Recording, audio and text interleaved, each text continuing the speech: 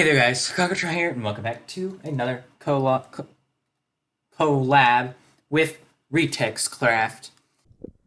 Thanks for having me. And today we'll be talking about our thoughts on like the difference between the first two games and then the last four, along with some other stuff scattered in there. And I should also apologize to Craft for this taking so long. I will take responsibility for that. Oops, that wasn't exactly. I don't know. I've just been really busy lately, and It was mostly my fault. I wasn't here on the days we were trying to record it, so it was mostly my fault, actually. Yeah. Anyway, I'm gonna let Conquertron continue. yeah.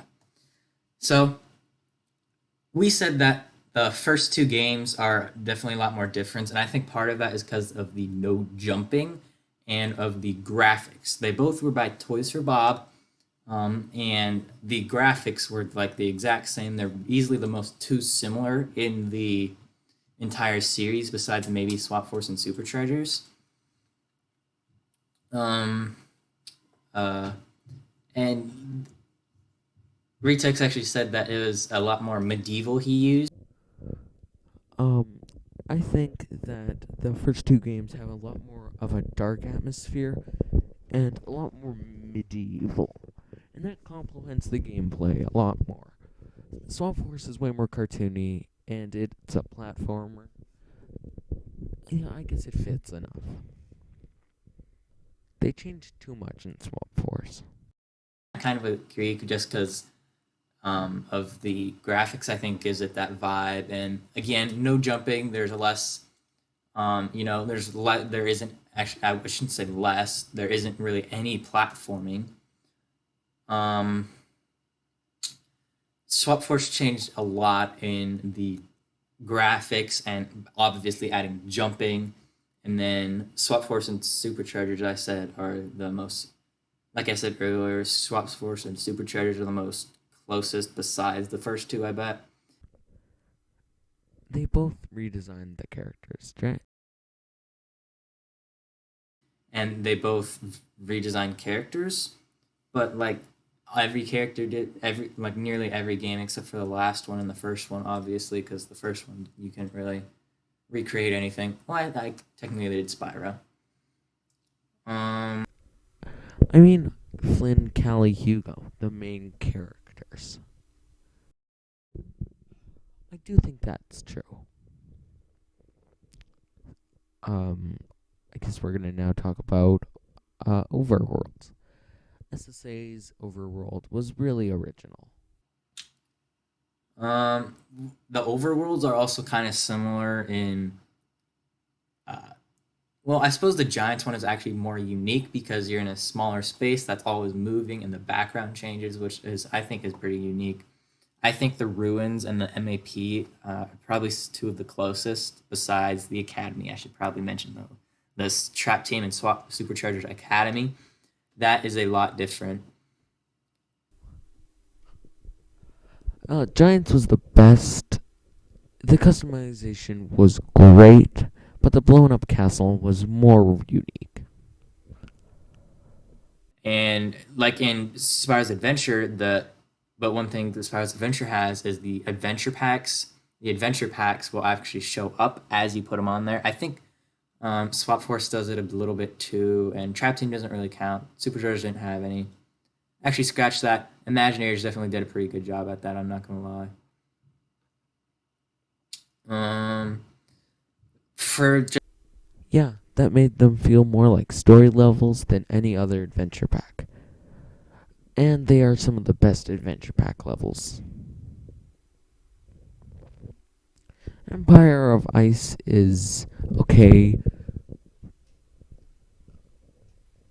Um, my favorite is the reverse mirror. Also, people think the Chompy is incorrect, but in an SSA book, they say that Chompies only bite to show affection, so it actually makes sense. just like price tags and what you need to unlock everything. In the first game, you just needed uh one of each element, and then the four adventure packs. So you could buy the starter pack, which would give you three, the four adventure packs, which will fill out the rest of them, I think, and then you just need like something because you get magic, water, tech, and then you get earth, fire, undead, and then you get a duplicate water. So you do need a air and a life Skylander out of those. So that's a total of 9 Skylanders total to basically unlock everything. And then Giants, all you need is, if you have those same Skylanders, all you need is a Giant, which you could get the starter pack. And then you can unlock everything.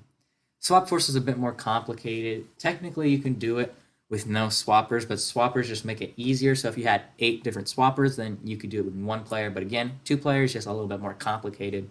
And then Track Team is really where it happened. And that is because they didn't, they did not do, it, you had to have a Trap Master, which are like $15. And so all of your earlier ones are useless. So you had to buy the um, starter pack, and then which will give you a water, and then you had to buy magic, undead, tech, earth, fire, life, air, and the expansion packs, which will give you the light and the dark, along with the other 2 expansion packs, Nightmare Express and I'm drawing a blank. Mirror of Mystery, that's it. You just needed the 3 starter packs to get a Skylander of each element, so they needed to make a Trap Master so you would not be able to 100% at the very beginning, but still not cool. And no excuse. And Imaginators has no excuse, because, yeah. Giants was the best because you need one of every element, which you probably already have from SSA, and a Giant, but you already get one from the starter pack. I think that's about it for what I'm going to talk about. So I'm just going to let Retake Craft take over, I guess. Thanks for watching. I hope you guys enjoyed. Go subscribe to my channel. Yeah,